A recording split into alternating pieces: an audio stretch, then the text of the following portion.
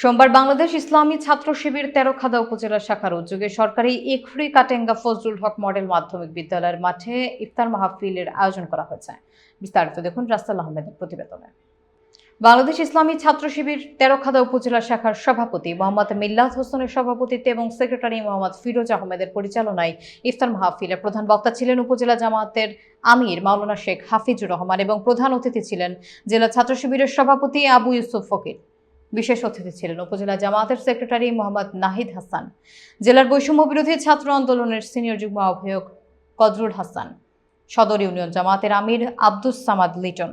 এ সময় জামায়াত নেতা হাসান হাবিব টুকু, ছাত্র শিবির নেতা হাসান বিন মাহফুজ, আব্দুল্লাহ আল কাফি, বৈষম্য বিরোধী ছাত্র আন্দোলনের প্রতিনিধি এম এ কাদের, শাহ আলম রিপন সহ ছাত্র শিবিরের নেতৃবৃন্দ উপস্থিত ছিলেন।